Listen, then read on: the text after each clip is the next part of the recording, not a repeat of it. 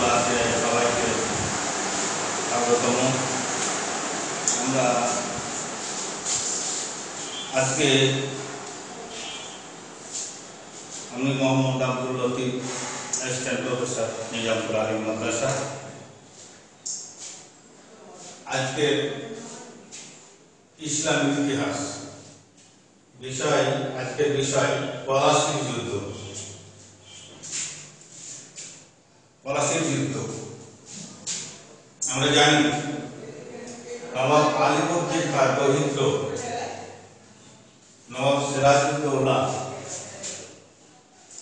1756 সালে 10 এপ্রিল বাংলাদেশের পুলিশের মসনদে আরোহণ করেন। চিরাচরিত নিয়ম অনুযায়ী সকল বণিক সংঘ বা বণিক সমিতি তাদের উপহার উপঢৌকন নিয়ে নবাবকে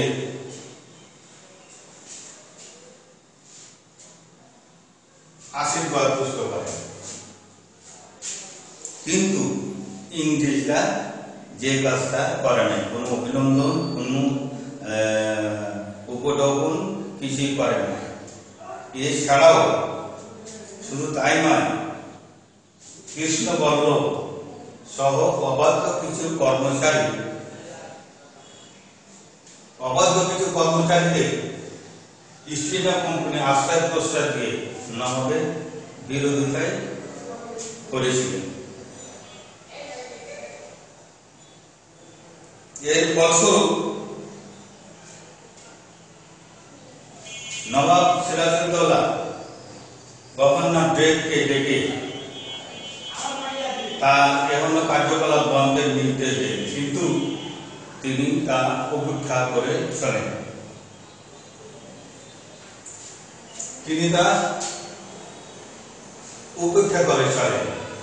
ফলশ্রুতিতে নবাব সিরাজউদ্দৌলা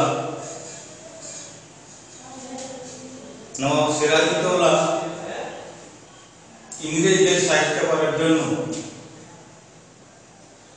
যুদ্ধে অবতীর্ণ হয়। প্রথমে কাশিমবাজার কুটিরবাড়ি দখল করে, তারপরে কলকাতায় অবস্থান করে, যে তার দলবল সহ জাহাজে উঠে সবাই আত্মগোপন করে। কলকাতা দখল হয়ে গেল। কলকাতা দখলের পর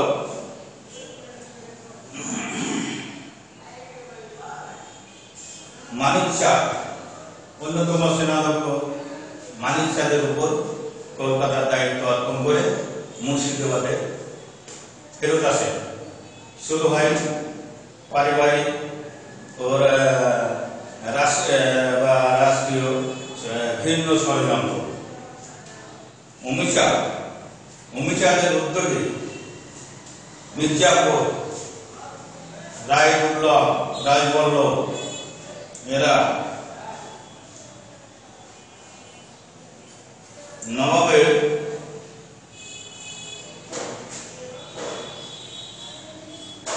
এজেন্ট, কোম্পানির এজেন্ট ওয়াটসন সবাই মিলে জগৎ শেঠের বাসভবনে এক ভিন্ন ষড়যন্ত্র শুরু করে। নবাব সিরাজউদ্দৌলাকে মসনদ থেকে নামিয়ে মির্জাপুরকে মসনদে বসানোর এক পরিকল্পনা তৈরি করে। এই কথাটি নবাব সিরাজউদ্দৌলা কর্ণগোচর হলে মির্জাপুরকে তার সেনাপ্রধানের পদ থেকে বহিষ্কার করে এবং আব্দুল হাদি খানকে তলস্থলে বসান। এই ব্যাপারটি অবগত হয়ে মির্জাপুর ও জগৎ শেঠ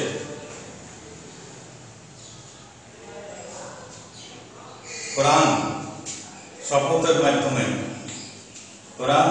মাধ্যমে ইংরেজদের বিরুদ্ধে যুদ্ধ চালিয়ে যাওয়ার প্রতিশ্রুতিবদ্ধ হয়ে আবার সেনাবাহিনী প্রধানের দায়িত্ব পেয়ে যান। রবার্ট ক্লাইভ এবার নবাবের সাথে যুদ্ধ ঘোষণা করে মুর্শিদাবাদের দিকে এগিয়ে যায়। পলাশীর প্রান্তরে আসার পথে মির্জাফরের প্ররোচনায় প্রতিমধ্যে কোনো বাধা প্রদান করা হয় না। মির্জাফরের বিরুদ্ধে কোনো বাধা প্রদান করা হয় মির্জাফরের পরামর্শে প্রতিমধ্যে ইংরেজ বাহিনীকে কোনো বাধা প্রদান করা হয় না। যা 1717 সালে 23 জুন যুদ্ধ আরম্ভ হয়। যুদ্ধে ইংরেজ বাহিনী পিছু হতে শুরু করে এবং ইংরেজদের গোলাবারুদে মীর মদন, মোহনলাল ও সিনফে নেতৃত্বে যুদ্ধ চালিয়ে মীর মদন নিহত হয়। মীর মদন নিহত হলে ছলচাতুরির ভান করে মির্জাফর নবাবকে যুদ্ধ বিরতির আহ্বান জানান। কারো কথা না শুনে, সপক্ষদের কথা না শুনে নবাব সিরাজউদ্দৌলা যুদ্ধ বন্ধ করার আহ্বান জানায়। পরক্ষণে অতর্কিত হামলায় নবাব সিরাজউদ্দৌলাকে বিনযুদ্ধে ইংরেজ বাহিনী পরাজিত করে। ইংরেজ বাহিনী পরাজিত করে পরাজিত নবাব পাটনার উদ্দেশ্যে রওনা করেন। প্রতিমধ্যে মির্জাফরের জামাতা মীর কাসিম হাতে গৃহীত হয়ে মুর্শিদাবাদে আনিত হয় এবং মুর্শিদাবাদে আনিত হলে মির্জাফরের পুত্র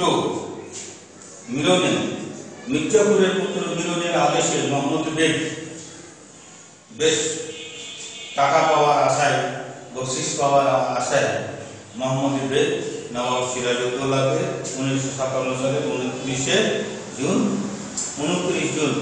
নবাব সিরাজউদ্দৌলাকে হত্যা করে। এরপরে সিরাজউদ্দৌলাকে হত্যার পর বিশ্বজত মির্জাফর আলী খান সেদিনই বাংলা, বিহার ও উড়িষ্যার মসনদে আরোহণ করেন। এই নিয়ে 57 সাল থেকে 1965 সাল পর্যন্ত 1765 সাল পর্যন্ত মির্জাফর বংশধররাই নামমাত্র নবাব হয়ে দেশ পরিচালনায় অংশগ্রহণ করে। প্রকৃত শাসকের ক্ষমতায় অবতীর্ণ হলেন ইস্ট ইন্ডিয়া কোম্পানি।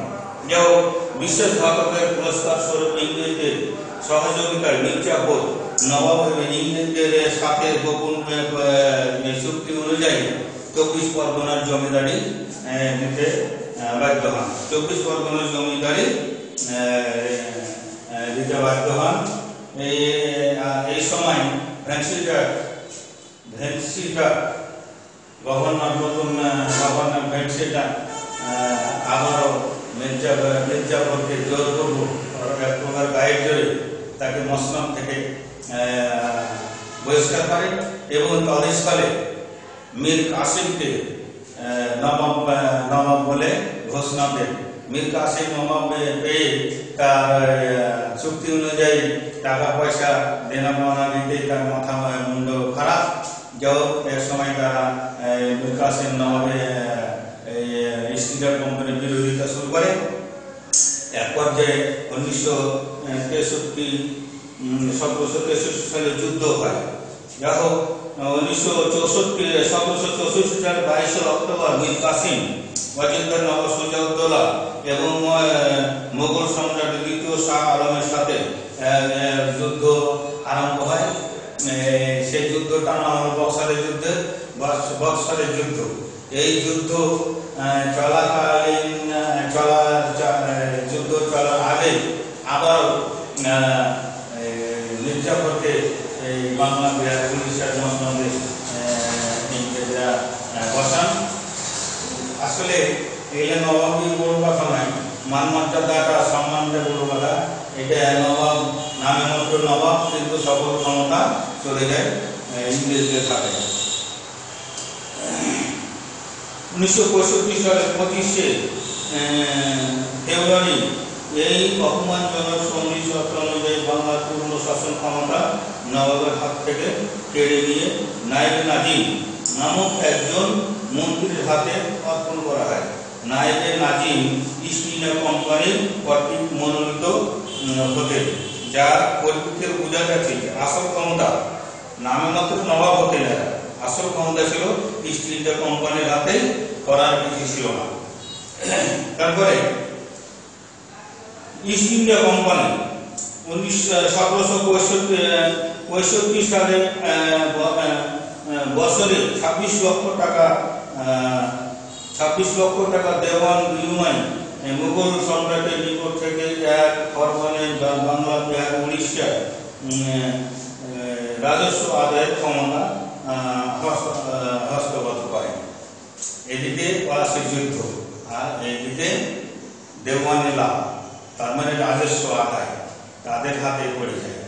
যাই হোক, এই দুটা সাফল্য ইংরেজদের জন্য একটি সুখবর বলে বয়ে আনে এবং বাংলা বিহার উড়িষ্যা তথা সারা ভারতবর্ষে প্রকার ইস্ট ইন্ডিয়া কোম্পানির শাসন কায়েম হতে থাকে। আমরা এখানে একটু যদি অন্যভাবে দিই এই ব্যাপারটাকে, যে নবাব আলিবর্দী খাঁ কেন অল্প বয়সে এই নবাব সিরাজউদ্দৌলাকে মসনদে বসান, এদিক দিয়ে একটু যদি আলোকপাত করি তাহলে আসলে নবাব আলিবর্দী খাঁর সময় মির্জাফর কিছু অনিয়মের কারণে সন্দেহের চোখে দেখতেন আলিবর্দী খান মির্জাফরকে, যার জন্য আসলে এই জিনিসটা হয়ে ওঠেনি যে সেই রাষ্ট্রের নবাব হবে। যা হোক, অল্প বয়স্ক নবাব সিরাজউদ্দৌলাকে এই মসনদে বসার কারণে পারিবারিকভাবে মূলত মির্জাফরও সেটা সমাজে দেখেনি যে এত অল্প বয়সের ছেলে কী করে নবাব হতে পারে, যার জন্য এটা সব মিলিয়ে এটা যুদ্ধ পরিকল্পনা করে বসে তারা শেষ পর্যন্ত নবাব সিরাজউদ্দৌলা অল্প বয়স্ক মানুষ অল্প দিন রাজত্ব করে মারা গেলেন। আমি আর বেশি আলোচনা করবো না, এখানে শেষ করছি। সবাইকে সালাম দিয়ে ও ধন্যবাদ জানিয়ে আমি আমার বক্তব্য শেষ করছি। আল্লাহ হাফিজ।